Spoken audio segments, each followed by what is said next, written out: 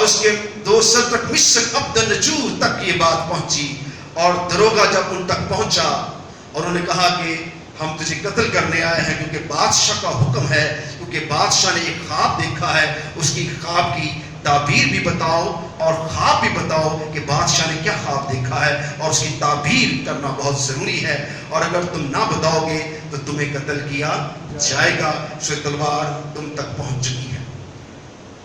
سو دانیل نے اسے کہا کہ بادشاہ سے کہہ دے، ہلیلویا، آسمان پر ایک زندہ خدا ہے جو تمام کائنات کے خیالات کی دنیا کو جانتا ہے، تمام فیوچر سے واقف ہے۔ میں اس خدا کا ماننے والا ہوں اور اس کی عبادت اور پرستش کرتا ہوں، جو دلوں گردوں کو جانتا ہے، جو خواب و خیالوں کو جانتا ہے، ہر چیز کو وہ پہلے سے جانتا ہے، اس سے پہلے کہ میں تخلیق ہوں۔ تو میرے بے وجود مادے کو جانتا ہے، تو میرے بے ترتیب مادے کو جانتا ہے، اس سے پہلے کہ میں خلق ہوں تو میرے آنے والے وقتوں کو، آنے والے بھیدوں کو تو جانتا ہے، تو میرا خالق ہے، تو رب الفاظ ہے، تو کائنات کا جلال ہے، تو اسرائیل کا قدوس ہے۔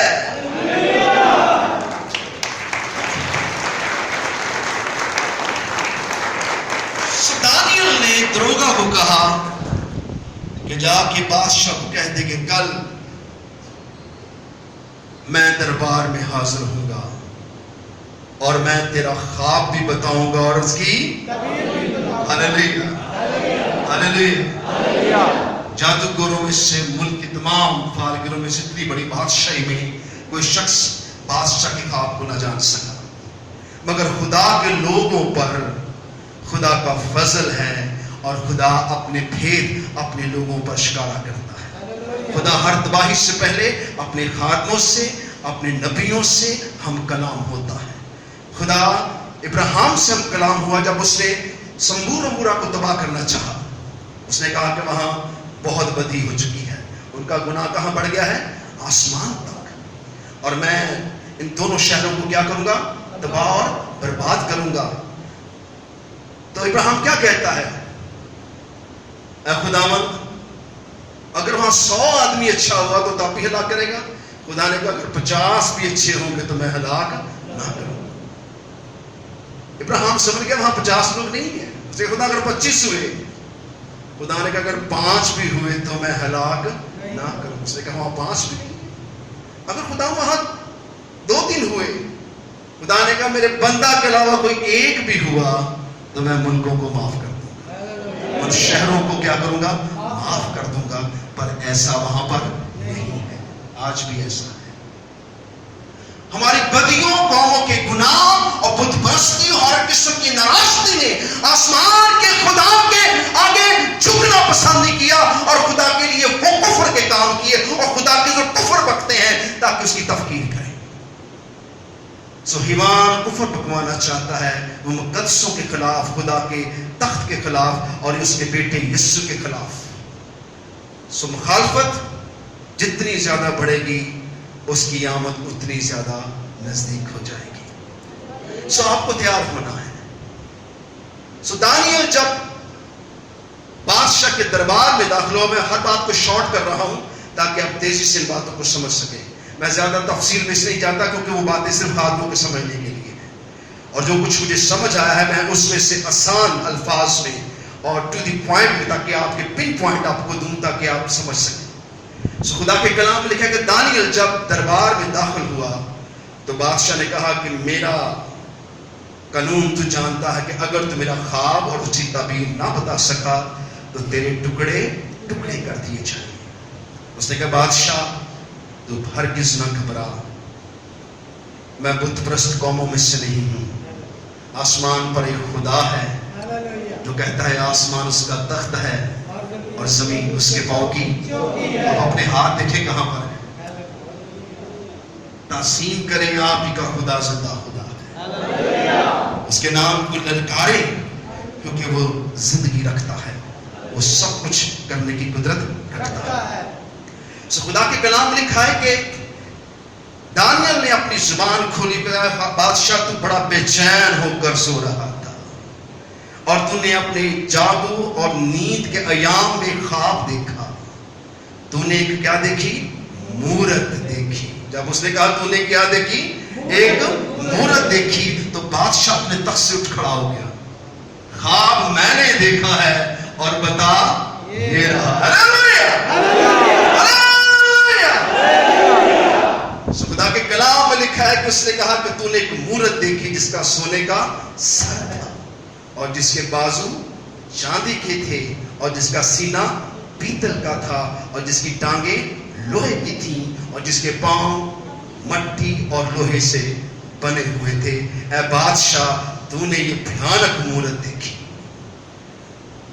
بادشاہ اپنے تخت پر کھڑا ہو گیا اور دانیل کو غور سے دیکھنے لگا کہ اتنی قتل و غارت کے بعد اتنی تلوار چلی ہے اور ایک شخص اسرائیل میں سے برپا ہوا ہے جس نے میرے خواب کی کھڑکیاں کھول دی ہے. ہلیلویا. خدا کے کلام میں لکھا ہے, اس نے کہا اب اس کی تعبیر سنے بادشاہ, یہ سونے کا سر تو ہے کیونکہ خدا نے تجھے اسرائیل کو فتح کرنے کا بھی طاقت قوت بخشی, اس لیے تیری بادشاہی کے چرند پرند زمین کی روئی زمین کی ساری پاور خدا نے تجھے بخشی ہے تاکہ تو ان پر بادشاہی کرے.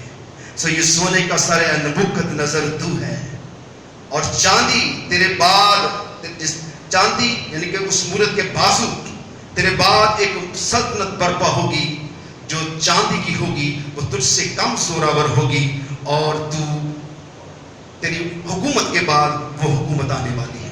تیرا زوال ہوگا اور وہ بازو والی حکومت یعنی کہ دو بازو مادی اور فارسی بڑی حکومت کے ساتھ اس دنیا پر حکومت کریں گے. سو مادی فارسیوں کی یہ حکومت بڑے زوراور طریقے سے تیرے بعد برپا ہوگی, پر تیری حکومت سے کم ہوگی کیونکہ تو سونے کا تاج رکھتا ہے. سو اس کے بعد خدا نے کہا پھر ایک پیتل کی حکومت آئے گی جو پوری دنیا پر پیتل کے ساتھ حکومت کرے گی, یعنی کہ رومی حکومت. اس وقت پیتل وجود میں آ چکا تھا اور رومی حکومت نے پیتل کے ہتھیار بنائے اور اس وقت سے اسے پیتل کا درجہ دیا گیا. اور اس کے بعد مادی اور فارسیوں کی حکومت کے بعد ایک عرصے کے بعد پھر ایک اور رومی حکومت برپا ہوگی. اس وقت یہ حکومتیں وجود میں نہیں آئی تھی جب دانیال یہ نبوت کر رہا تھا. ہلیلویا. اور بادشاہ اس بات کو جانتا نہیں تھا مگر خدا کا روح دانیال پر تھا اور دانیال ان بھیدوں کو کھول رہا تھا جو آنے والے وقتوں کے لیے ہے. سو رومی حکومت بھی ہم نے دیکھی اور مادی و فارسیوں کی حکومت بھی ہم نے دیکھی ہے اور نبوکت نظر کے بارے میں تاریخ میں ہم پڑھ سکتے ہیں. سو خدا کے کلام میں لکھا اس کے بعد اس نے کہا کہ لوہے کی حکومت آئے گی, یعنی کہ امریکہ ایک لوہے کی سپر پاور حکومت آئے گی جو دونوں ٹانگیں رکھتی ہوگی اور یہ بڑی پاور کے ساتھ دنیا پر کیا کرے گی؟ حکومت کرے گی. اس کے بعد اس نے کہا کہ کیونکہ یہ حکومت لوہے سے بنی ہوئی ہے اور اس کے بعد ایک اور حکومت برپا ہوگی اس حکومت کے اندر جس کے پاؤں مٹی کے اور لوہے کے ہوں گے اور یہ حکومت خالص اور مضبوط نہ ہوگی اور کیونکہ یہ بہت سے ملکوں سے مل کر حکومت بنے گی, یعنی یہ 10 حکومتیں مل کر اس شیطان کو پوجا کریں گی اور انسان اور شیطان مل کر ایک حکومت بنائیں گے. جس دور میں ہم کھڑے ہیں اب یہ ہونے والا ہے اور یسوع نے قدموں پہ کھڑے ہو جائیں گے.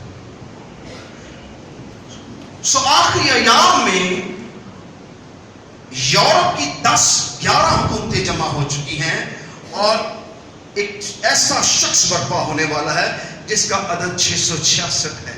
یہی انسان کا عدد ہے اور یہی شیطان کا عدد ہے, یعنی کہ شیطان اپنے آپ کو انسان بنا کر اب خدا بنانے والا ہے.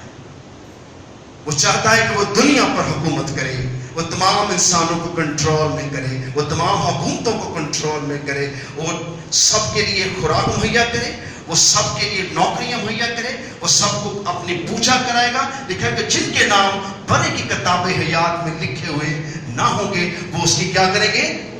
اس کی پوجا کریں گے, اس کی پرستش کریں گے.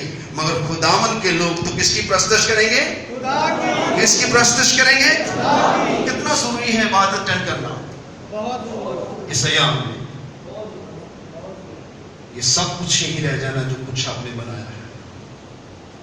आने वाले वक्तों के लिए अपने को तैयार करें। जिंदगी में सबसे अव्वल दर्जा अगर आप खुदा की बात से में दाखिल होना चाहते हैं, अपने घरानों में, अपने बच्चों में, अपनी जिंदगी में खुदा को देना शुरू करें। और आने वाले वक्तों में ईमान के आगे प्रस्तश करने के लिए मान चुके सिस्टम का हिस्सा ना बने, खुदा आपको मुहैया करेगा। मैंने बहुत से शॉर्ट तरीके से बड़ी आने वाले वक्तों की गहरी बात आपके सामने खोल दी है। आने वाले वक्तों में मैंने आपको वाज़ेह किया, यूरोप से ये बंदा बर्पा होगा।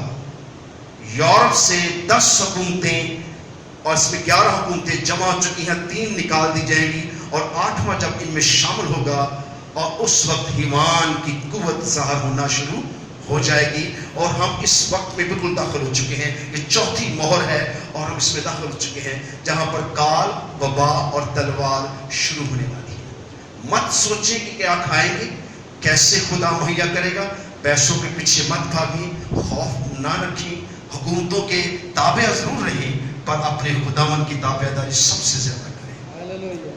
अपने आप को सादा बनाएं, अपने आप को खूबसूरत बनाएं, अपने आप को खुदा के बेटे और बेटियां बनाएं। और अगर आप तैयारी में होंगे तो आने वाले 3.5 साल जब ये 666 का अदद हिवान ज़ाहिर होगा, उसके ठीक 3.5 साल तक खुदा की इबादत होगी और खुदा के लोगों पर मजीद मोहर होगी। और जो तैयार हो जाएंगे उनको उठाने के लिए यीशु बशीरगी में आने वाला है। Hallelujah, hallelujah. जो कुछ मैं रूहानी आंख से देख रहा हूं वो बहुत खतरनाक है, लेकिन मैं चाहता हूं कि आप अब अपने आप को तैयार कर लें। खुदा की इबादत प्रस्तुत करें, खुदा को वक्त और घड़ी और मौका दें। और प्लीज नहीं, अगर आप अपने मजबूत ना करेंगे तो जब हिवान का दौर शुरू होगा, जो बहुत जल्द शुरू होने वाला है, तो आपको 1 सेकंड के अंदर बदल जाएंगे। आप उसकी छाप ले लेंगे, आप अपने को जिंदा रखने के लिए बहुत कुछ करेंगे, लेकिन तो भी आप जिंदा ना रहेंगे। और अगर आप अपने को तैयार कर लिया तो वो हिवान आप पर हुकूमत करने ना पाएगा। आने वाले इस भयानक दौर में ये पहला सेशन मैंने कलाम का खोला है और मैं इसे 3 या 7 सेशन के अंदर खत्म करूंगा, ताकि आने वाले वक्त की पूरी पिक्चर जो है आपके आगे रोशन हो जाए। मैं चाहता हूं कि कलीसिया जो है वो तैयार हो। कलीसिया अपने आप को तैयार कर ले, इन हालात से मत डरे और याद रखिए कि आपके रिज़्क पानी पर बरकत ठहरेगी, क्योंकि आप उस खुदा की प्रस्तुत करते हैं जो यहोवा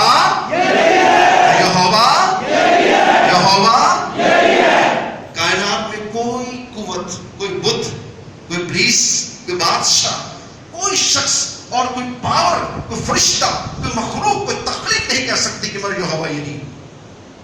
कभी किसी ने कहा नहीं, लेकिन खुदावंद कहता मैं यहोवा, मैं क्या करूंगा।